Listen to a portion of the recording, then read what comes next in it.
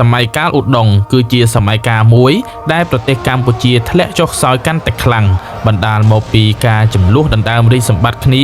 រវាងរាជវង្សខ្មែរនិងការធ្វើអន្តរាគមន៍ពីសំណាក់ប្រទេសសៀមហើយនិងយួនប្រវត្តិនៃការកសាងរាជធានីឧដុង្គនិងការចងសម្ព័ន្ធមេត្រីភាពជាមួយយួនចាប់តាំងពីការបែកបាក់ក្រុងលង្វែកនៅឆ្នាំ1594រហូតមកដល់ឆ្នាំ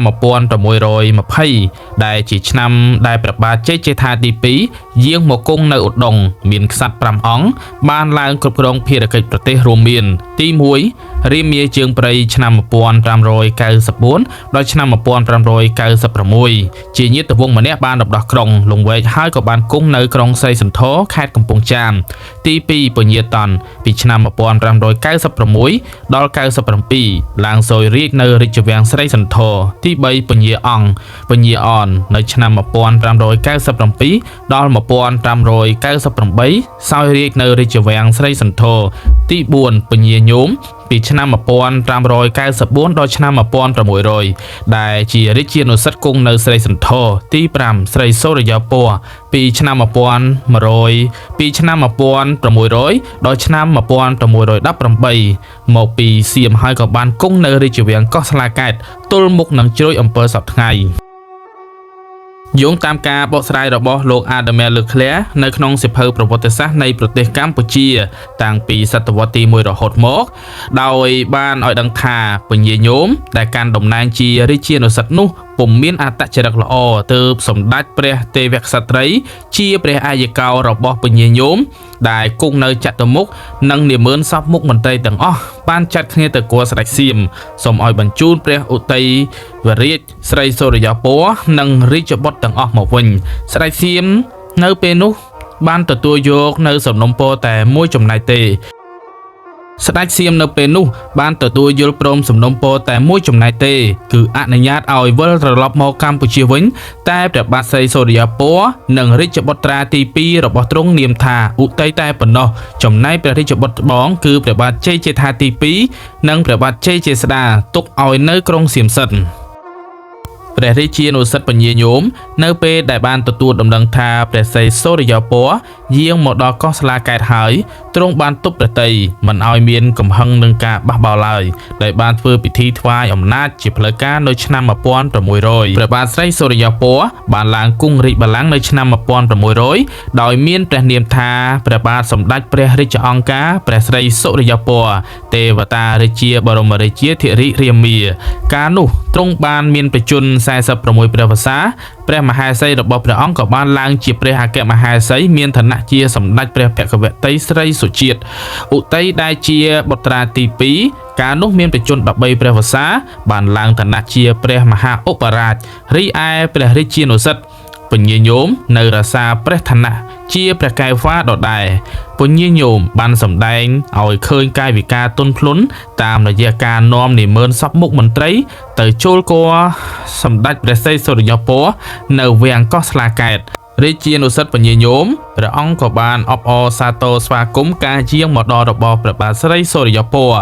ដែលព្រះអាយកាបានជ្រើសរើសឡើងតែក្នុងប្រតិព្រះអង្គវិញបានសន្សំទុកនៅគ្រោងការឧក្រិដ្ឋជាច្រើនបន្ទាប់ពីឡើងសោយរាជភ្លាមព្រះរាជាព្រះស្រីសូរិយាពណ៌បានចាត់តាំងឲ្យអុកញ៉ាតេជោព្រះអង្គនិងអុកញ៉ាយមរាជមឿងដឹកនាំទ័ពទៅបង្ក្រាបអ្នកស្រុកកំពង់ស្វាយស្រីសន្ធរនគរវត្តត្បូងឃ្មុំនិងបាភ្នំ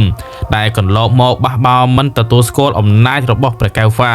មិនយូរប៉ុន្មានយុទ្ធនាការនេះក៏បានសម្រេចដោយពួកគេបានមកចូលគាល់ជាបន្តបន្ទាប់ពីបានយុទ្ធនាការទាំងនោះមកស្ដេចសៀមក៏យល់ព្រមបញ្ជូនព្រះបាទជ័យជេដ្ឋាដែលជារាជបុត្ររបស់ព្រះបាទស្រីសូរិយាពណ៌ដែលជាព្រះរាជបុត្រច្បងរបស់ព្រះបាទស្រីសូរិយាពណ៌ឲ្យមកកម្ពុជាវិញនៅតាមផ្លូវត្រឡប់មកវិញជ័យជេដ្ឋាទី2បានធ្វើការបង្ក្រាបបណ្ដាខេត្តបះបោរនៅតាមផ្លូវឲ្យមានសន្តិភាពឡើងវិញរួមមាននាងរងបាត់ដំបងពោធិ៍សាត់កំពតរហូតមកដល់កោះស្លាកែត រួចទៅដាក់ទ័ពនៅមុខបន្ទាយខ្មាំងនៅខេត្តទ្រាំងរួមកម្លាំងគ្នាជាមួយនឹងតេជោព្រះអង្គនិងយមរាជមឿងកំចាត់អ្នកបះបោអ្នកព្រះរាមហៅកូម៉ែលបានសម្រេចចប់សង្គ្រាមព្រះស្រីសូរិយោពណ៌បានលើកតេជោព្រះអង្គឲ្យឡើងធ្វើជាចៅហ្វាយខេត្តសំរងទងបន្តិចក្រោយមកតេជោព្រះអង្គក៏បានស្លាប់ដោយសារជារាភាពព្រះរាជាបានលើកអ្នកបម្រើរបស់តេជោព្រះអង្គឈ្មោះយ៉តឲ្យឡើងធ្វើជាចៅហ្វាយខេត្តបន្តគឺនៅពេលនោះហើយដែលព្រះបាទស្រីសូរិយោពណ៌បានសម្រេចបដូររាជធានីពីកោះស្លាកែតមកលវាអែមវិញដែលស្ថិតនៅពីមុខក្រុងចតុមុខមង្គលវិញព្រះអគ្គមហេសីសម្ដេចព្រះភគវតីស្រីសុជាតិត្រូវបានព្រះអង្គដំឡើងជាព្រះមហាក្សត្រីខេត្តស្រីសឈរត្រូវចែកជាពីរផ្នែកខាងលើនៅរក្សាឈ្មោះថាស្រីសឈរដដែលឯមួយផ្នែកខាងក្រោមមានឈ្មោះថាលវាអែមព្រឹត្តិការណ៍នេះនៅឆ្នាំ1604នៅពេលនោះដែរព្រះរាជាទ្រង់គ្រងអាវផាយពណ៌លឿងតាមរបៀបសៀមនិងបានសម្រេចឲ្យនិមឺនសពមុខមន្ត្រីតាំងពីពួកមហាថ្លឹកនិងនីពលឡើងទៅបោះបង់សម្លៀកបំពាក់បែកលង្វែកដែលបង់ក្រមាវែងចេញហើយស្លៀកពាក់ដូចព្រះអង្គវិញទាំងការនិយាយស្ដីក៏ទ្រង់ឲ្យគេដូរដែរគឺឲ្យគេហៅព្រះអង្គថាព្រះស្រីសូរិយោពណ៌មនាថវិញស្រីដែលមានឋានៈខ្ពស់ត្រូវឆ្លើយនឹងព្រះរាជាថាព្រះពរឆ្លើយនឹងព្រះមហាក្សត្រីថាព្រះម៉ែឆ្លើយនឹងពួកអ្នកអង្គម្ចាស់ថាព្រះបាទអង្គម្ចាស់ព្រះរាជានុសិទ្ធពញាញោមមិនអាចហាមឃាត់នឹងគំនិតដែលចង់ដណ្ដើមយកអំណាចបានតទៅទៀតទេដោយទ្រង់បានភៀសព្រះរាជានុសិទ្ធពញាញោមមិនអាចហាមឃាត់គំនិតដែលចង់ដណ្ដើមយកអំណាចបានទៅទៀតទេដោយទ្រង់បានភៀសប្រកាយទៅគង់ក្នុងខេត្តស្ទូងចន្លោះខេត្តជីក្រែងនិងខេត្តកំពង់ស្វាយនៅឆ្នាំ1611ហើយចាប់ផ្ដើមកែនទ័ពព្រះស្រីសូរិយោពណ៌ក៏បានលើកទ័ពទៅវាយចាប់ខ្លួនបានហើយបញ្ជាឲ្យគេសម្លាប់ចោលទៅនៅគ្រិស្តសករាជឆ្នាំ1613ខែធ្នូបន្ទាប់ពីធ្វើសង្គ្រាមទាំងឡាយបានចប់ហើយដោយទ្រង់បានប្រារព្ធរាជាភិសេកសោយរាជសម្បត្តិដោយមាននាមសម្រាប់រាជថាព្រះបាទសម្ដេចព្រះបរមរាជាធិរាជរាមាធិបតីព្រះស្រីសូរិយោពណ៌5ឆ្នាំក្រោយមកដោយនឿយណាយនឹងរាជសម្បត្តិហើយណាមួយទ្រង់មានអាពាធផងទ្រង់ក៏បានដាក់ថ្វាយរាជសម្បត្តិថ្វាយចំពោះព្រះពុត្រាច្បងព្រះនាមជ័យជេដ្ឋាទី2គឺនៅឆ្នាំ1618ជ័យជេដ្ឋាទី2ឡើងសោយរាជដោយមានព្រះនាមសម្រាប់រាជថាព្រះបាទសម្ដេចព្រះរាជអង្គការព្រះជ័យជេដ្ឋាធិរាជរាមាធិបតីព្រះបរមពុត្រក្នុងព្រះជន្មាយុ40វស្សាមានមហេសីជាបុត្រីស្ដេចអាណាមគឺព្រះនាមអង្គជើវៀតណាមហៅថាញុកវ៉ាន់ចំណែកឧតីដែលជាព្រះអនុជរបស់ទ្រង់កាលនោះមានប្រជជន39ព្រះវស្សាបានទទួលឋានៈថាជាព្រះមហាឧបរាជឆ្នាំក្រោយមកព្រះ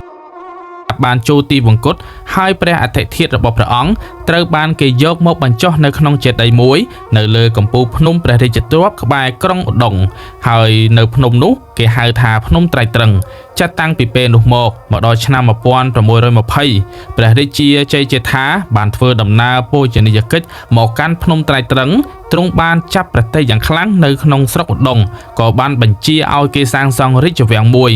នៅពីខាងជើងស្រះកែវរួចមកបញ្ជាឲ្យគេដូរឈ្មោះរាជធានីនៅក្បែរព្រះរាជវាំងនោះហៅថាក្រុងឧដុង្គមានជ័យវិញអ្វីដែលយើងចាប់អារម្មណ៍នោះគឺព្រះបាទជ័យជេដ្ឋាមានអគ្គមហេសីគេយកមកបញ្ចុះនៅក្នុងចេតិយមួយនៅលើដែលលេចឡើងដំបូងក្នុងក្បែរក្រុងឧដុង្គពិតមិនខុសគ្នាប៉ុន្មានទេគេហៅថាបានត្រៃត្រឹងមានមហេសីជាជនជាតិអាណាមកដល់ឆ្នាំ1620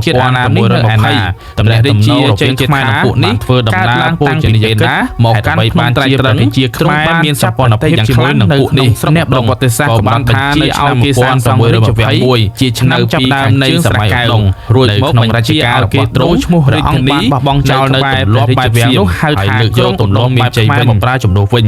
ដើម្បីជាការបង្ហាញឲ្យឃើញថាព្រះអង្គមិនទទួលស្គាល់នៅបែបអំណាចបែបផែនរបស់សៀមតទៅទៀតទេទ្រង់បញ្ញត្តិបណ្ដាលឲ្យមន្ត្រីតូចធំទាំងឡាយត្រូវឆ្លើយនឹងព្រះអង្គថាសម្ដេចព្រះនរាយមនាថអគ្គមហេសីរបស់ទ្រង់គឺព្រះនាមជ័យត្រូវហៅថាសម្ដេចព្រះភគវតីព្រះស្រីវរៈក្សត្រីចំណែកព្រះឧតីវិញបានកំណត់ឲ្យគេហៅថាព្រះភូតរៈនរមនាថចំណែកព្រះចៅសៀមបានឆ្លើយតបវិញចំពោះការមិនទទួលស្គាល់នៅអំណាចរបស់ខ្លួននិងការដែលខ្មែរហ៊ានចងមេត្រីភាពនឹងនគរអាណាមនោះបានលើកទ័ពមកវាយខ្មែរជា2លើកគឺនៅឆ្នាំ1622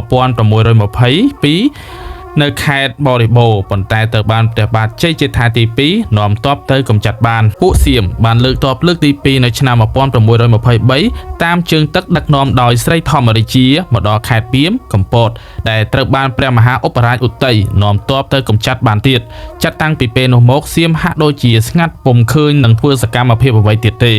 បែរទៅជាឃើញញាតិថ្មីរបស់ខ្មែរយើងនៅភាគខាងកើតប្រទេសវិញម្ដងកាលនោះនគរអាណាមពុំទាន់មានស្ថិរភាពនៅឡើយទេ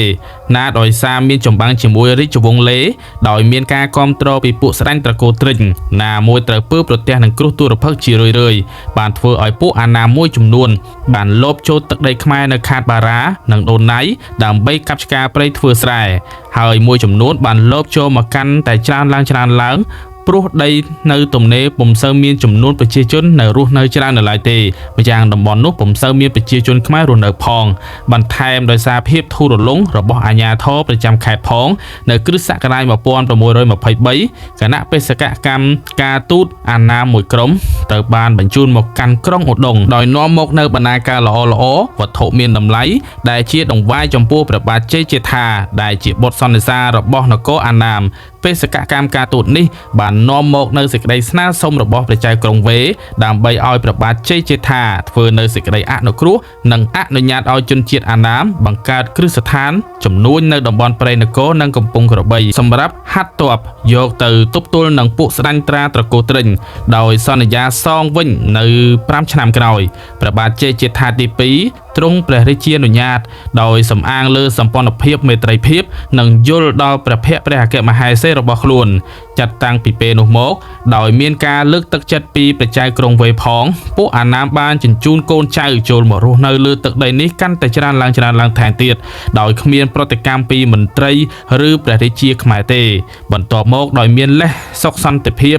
និងប្រសិទ្ធភាពក្នុងការគ្រប់គ្រងព្រះរាជាទាំងនោះព្រះចៅក្រុងវេបានបញ្ជូនមេទ័ពម្នាក់ឲ្យទៅឈរជើងប្រចាំនៅតំបន់នោះទៀតពួកអាណាមដែលចូលមកទាំងនោះបានចូលមកតាំងទីលំនៅលើតំបន់ដែលមានជីវជាតិដូចជាតាមមាត់ជ្រូកស្ទឹងនិងត្រីប្រសពនៃព្រៃផ្លូវទឹកទាំងឡាយបណ្ដាលឲ្យខ្មែរដែលមានចំនួនតិចបានដកខ្លួនចេញឆ្ងាយព្រោះមិនចេះរស់នៅច្របូកច្របល់នឹងអ្នកចំណូលថ្មីនៅឆ្នាំ1628នៅពេលដែលព្រះបាទជ័យជេដ្ឋាទី2បានចូលទីវង្គតទៅទឹកដីខ្មែរភាគខាងកើតចាប់ពីបារាយដូនណៃទៅទល់នឹងអតីតទឹកដីប្រទេសចម្ប៉ាមានសុទ្ធតែជនជាតិអាណាមពាសពេញអស់ទៅហើយពួកអាណាមពុំបានពង្វិលសងខេត្តទាំងនោះមកខ្មែរវិញតាមការសន្យារបស់ខ្លួនឡើយវិបត្តិរាជានវង្សានុវង្សខ្មែរនិងការអន្តរាគមន៍របស់ជនជាតិអាណាមបន្ទាប់ពីព្រះបាទជ័យជេដ្ឋាទី2បានចូលទីវង្គតទៅវិបត្តិរាជវង្សខ្មែរនិងខ្មែរបានកើតឡើងរហូតដល់មានការពឹងពាក់បរទេសមានអាណាមនិងសៀមជាដើមដែលជាហេតុធ្វើឲ្យបរទេសទាំងពីរមានឱកាសអាចលូកដៃកិច្ចការផ្ទៃក្នុងរបស់ប្រទេសខ្មែរបានដើម្បីកាន់តែងាយយល់ពីព្រឹត្តិការណ៍ដែលកើតឡើងនៅក្នុងដើមចម្លោះរាជវង្សនោះយើងនឹងពិនិត្យមើលខ្សែស្រឡាយនិងយាទវង្សនៅដំណាក់កាលទី1និងសម័យឧដុង្គជាមុនសិនយាទវង្សនៅពាក់កណ្ដាលសតវត្សទី1នៃសម័យឧដុង្គគឺព្រះបាទស្រីសូរ្យពរនេះឯងបន្ទាប់ពីការស្ដាប់ការអធិប្បាយអំពីប្រវត្តិនៃសម័យកាលឧដុង្គមកតើប្រិយមិត្តកូនខ្មែរយល់ឃើញបែបណាដែរសូមបញ្ចេញមតិ comment នៅក្នុងវីដេអូនេះទាំងអស់គ្នាផងនិយាយសង្ខេបអំពីប្រវត្តិនៃសម័យកាលឧដុង្គក្នុងរាជ្យព្រះបាទស្រីសូរ្យពរក្នុងរាជ្យសម័យព្រះបាទជ័យជេដ្ឋាទី2ត្រឹមភាគ1ប៉ុណ្នេះសង្ឃឹមថាប្រិយមិត្តកូនខ្មែរទាំងអស់គ្នានឹងចូលមកស្ដាប់នៅប្រវត្តិសម័យឧដុង្គភាគ2នៅពេលខាងក្រោយបន្តទៀតសូមប្រិយមិត្តកូនខ្មែរទាំងអស់គ្នាមេត្តាជួយ Subscribe Channel YouTube មរតកខ្មែរម្នាក់មួយផងដើម្បីទទួលបាននៅវីដេអូថ្មីៗបែបប្រវត្តិសាស្ត្រនៅពេលខាងមុខបន្តទៀត